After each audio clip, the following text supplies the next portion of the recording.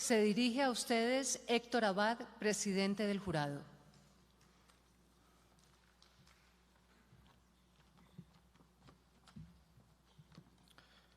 Señor Presidente de la República de Colombia, Gustavo Petro Urrego, Presidente del Grupo Bolívar, Miguel Cortés Cotal, Directora del Premio Nacional de Periodismo Simón Bolívar, Silvia Martínez de Narváez, queridos compañeros del jurado, colegas periodistas, señoras y señores. Esta es la primera vez que yo soy presidente de algo y aunque me honra mucho, espero que sea también la última porque a mí no me gusta mandar ni que me manden. Hace ya mucho tiempo, en el milenio pasado, me gané un premio de periodismo Simón Bolívar por un artículo de opinión. Yo era joven y las novelas que había escrito no las leía nadie. Era bastante conocido en mi casa y ni siquiera ya tenía buena fama. El premio me lo dieron, creo, por escribir con libertad en una revista que intentaba dejar de ser frívola, Cromos, y la alegría que sentí al recibir ese premio fue inmensa. Saltaba de la dicha. Me dieron plata, además, mucha plata, más de la que me ganaba como en 6 o 7 meses de trabajo diario. Hasta ese premio feliz, hasta ese premio muy feliz, los artículos no me habían traído sino problemas, nada de alegrías. Estando en el colegio, me suspendieron por uno que publiqué en un periodiquito mimeografiado que hacíamos 3 quinceañeros de tercero de bachillerato.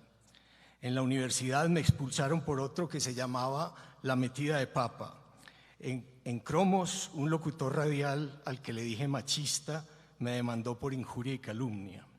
Pero al fin, con aquel premio Simón Bolívar del milenio pasado, me di cuenta de que escribir columnas de opinión podía no ser siempre sufrimiento, castigos, juzgados, jueces, sino también felicidad. Supongo que algunos de los premiados hoy, sobre todo los más jóvenes, tendrán un sentimiento parecido. No sé si me crean, pero les aseguro que en vez de estar diciendo este discurso, yo preferiría 1000 veces tener 30 años menos y estar en su lugar. En la vida es mejor recibir premios que entregarlos. ¿Por qué? Porque quienes lo reciben están de entrada y nosotros, en cambio, ya vamos de salida. Perdónenme esta evocación personal. Ahora vengo al discurso de verdad, que no lo escribí yo solo, sino que ha sido hecho con la esclarecida ayuda de mis queridos compañeros del jurado. Si hay algo bueno en el discurso se debe a ellos, si hay errores son míos, pero ellos en todo caso me encomendaron que lo leyera después de que lo preparáramos a 7 manos. No es fácil abarcar lo que ocurre cada año en casi 1.200 kilómetros cuadrados de territorio. Resulta muy difícil cubrir lo más importante que les pasa a más de 50 millones de personas. Ya solo registrar las desesperadas caravanas de migrantes que se adentran en una sola de nuestras fronteras, la del Darién, significa una hazaña peligrosa. Para contarlo hay que hundirse en un lodazal de trochas, ríos, serpientes, insectos, ranas venenosas. No alcanzan los ojos para ver las discretas proezas de los buenos, ni las oscuras masacres de los asesinos. No hay palabras suficientes, no alcanzan las cámaras, no hay antenas ni radios que basten para contar lo que pasa en un año de este país intenso, extenso, excesivo, exagerado. Y sin embargo, les tengo una buena noticia. También este año el periodismo colombiano ha hecho bien su tarea. Aquí hay periodistas con una firme voluntad de averiguar la verdad, de descubrirla y divulgarla.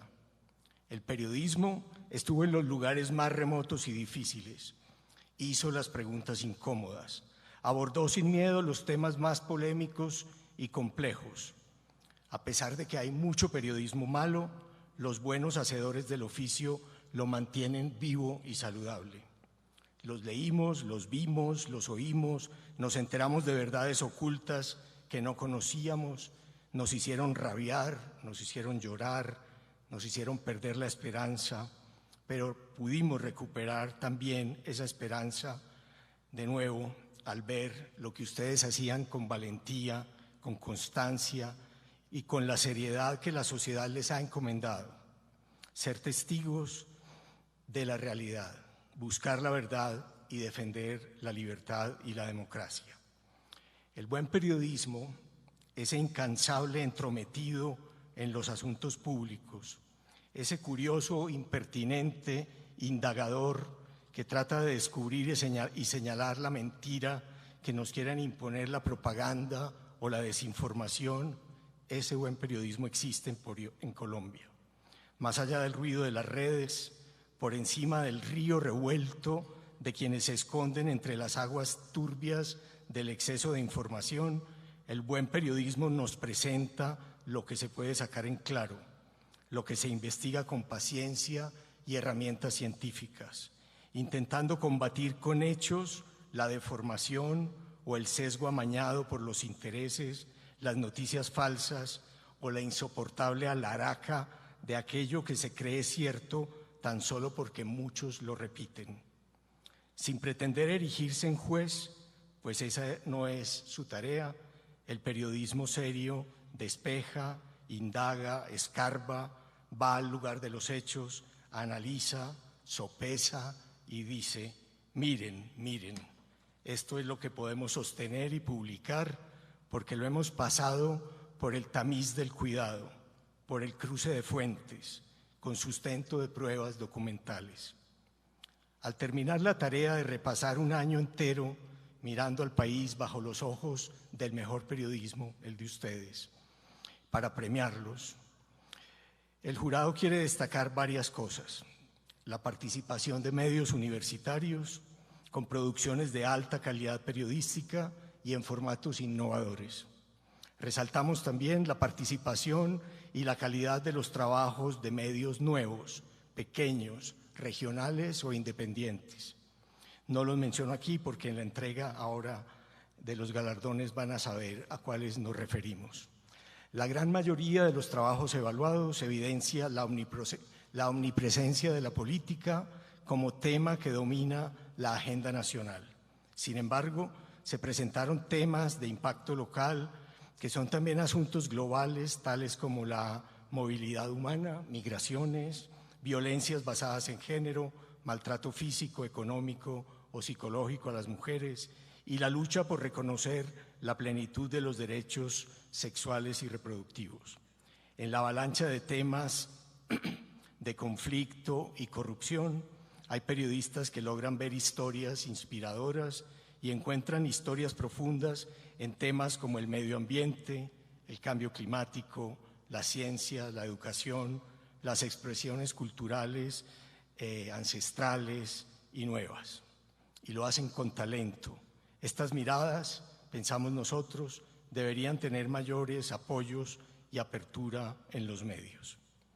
El periodismo colaborativo nos mostró este año que la unión de periodistas de distintos medios permite realizar mejores cubrimientos y trabajos de largo aliento. Ayuda también a algo muy importante, a protegerse recíprocamente frente a cualquier amenaza o intimidación. Sobre todo, permite proteger a los periodistas más expuestos en las regiones más apartadas, que son quienes más sufren si publican y denuncian ellos solos los abusos de los poderes oficiales o de facto de las zonas del país más conflictivas, y que son también esas mismas zonas las que más intimidan, destierran o directamente suprimen la vida de quienes ejercen su tarea señalando injusticias, abusos, inequidad, narcotráfico, corrupción o desastres ambientales. Registramos también, por supuesto, algunas fallas y carencias en los trabajos recibidos. La ilusión de que en la web el espacio es ilimitado, y quizá lo sea, ilimitado el espacio en la web, pero no lo es la paciencia del lector, estimula la tendencia a querer contarlo todo, sin filtro, mezclando hechos importantes con datos prescindibles, lo fundamental con lo insustancial. Si se pierde el poder de síntesis y el texto se alarga en repeticiones o trivialidades, no tarda en llegar el desafecto de la audiencia o su fuga. Sin autocrítica, sin un trabajo de edición por parte de periodistas más experimentados, investigaciones importantes, buenos reportajes y crónicas se pierden por las ramas de lo intrascendente, o se cae en algo peor, se juzga y se especula, se sienta una posición o una interpretación que no es tarea de quien escribe el trabajo. Cuando se fuerza una verdad que no ha sido encontrada, el activismo suplanta al buen periodismo y se sacan conclusiones que intentan probar con palabras lo que la investigación no muestra, ni mucho menos demuestra. Si se quiere que el periodismo sea una alternativa al ruido y a la desinformación mediática que vive solo del énfasis, de frases de efecto o de indignación permanente, este no puede alejarse nunca del rigor de los datos y de los hechos y no debe incurrir en la retórica de la especulación o del panfleto que solamente le hacen daño al periodismo. Como ha denunciado la Comisión de la Verdad, no ha faltado en Colombia un periodismo cómplice con el poder o con las violencias, un periodismo encubridor de los errores, a veces de un cuño, a veces de otro. No basta publicar o autopublicarse para creerse ya periodista. No basta una frase ingeniosa o injuriosa en un titular o en las redes sociales para erigirse en dueños de la verdad. La verdad es esquiva y hay que buscarla.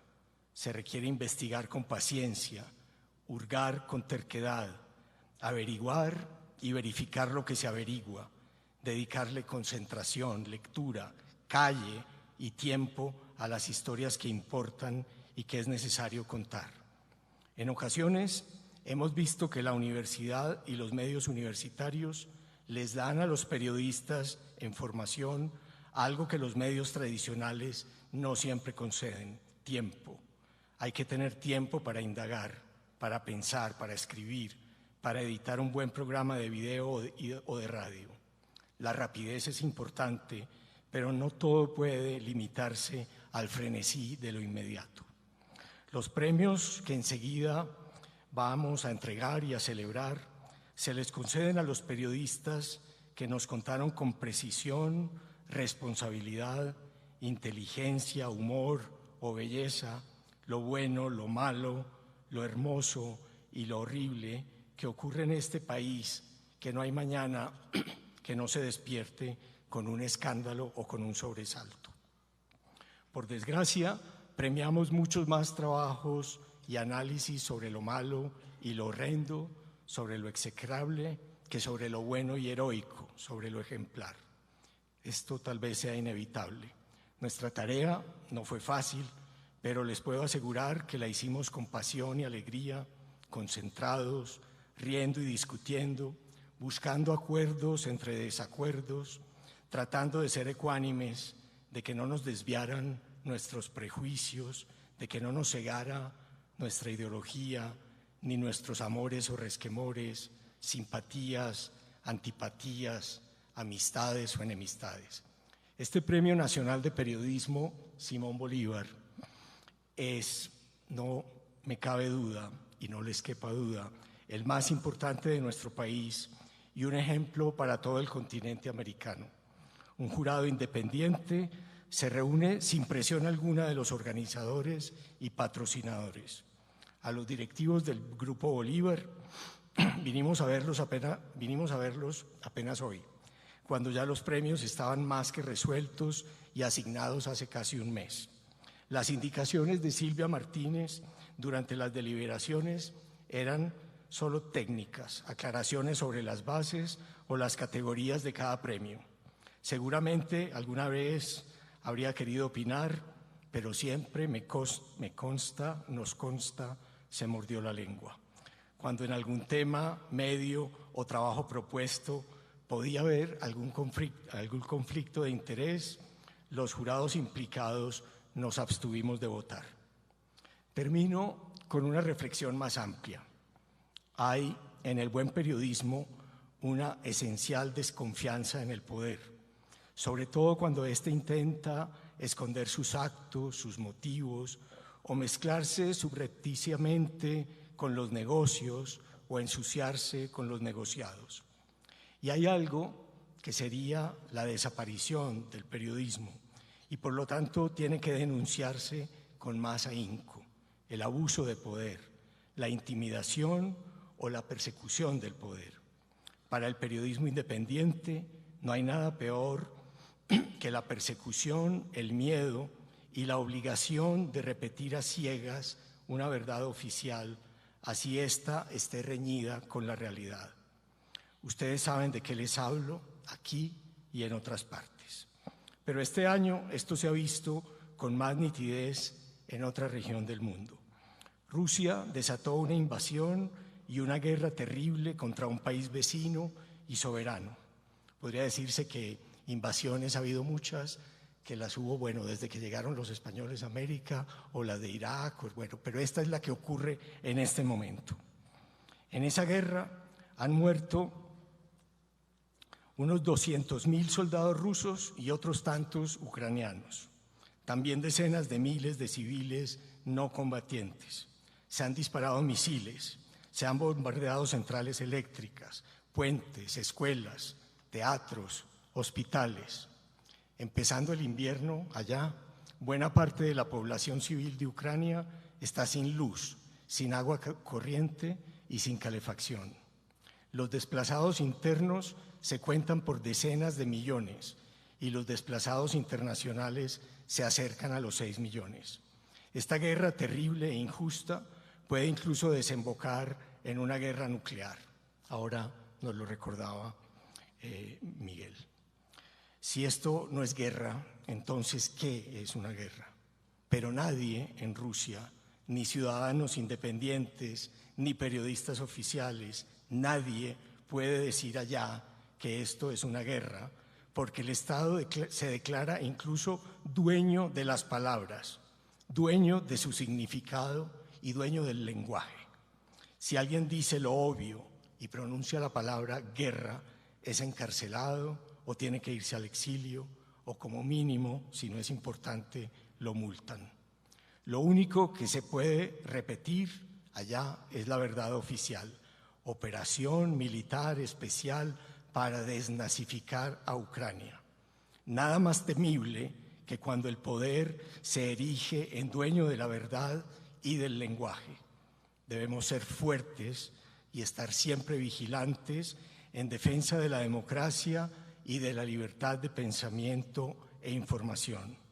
Es nuestro deber, no solo como periodistas, sino también como ciudadanos, que por encima del miedo o de la intimidación, algo así nunca ocurra en Colombia. Gracias.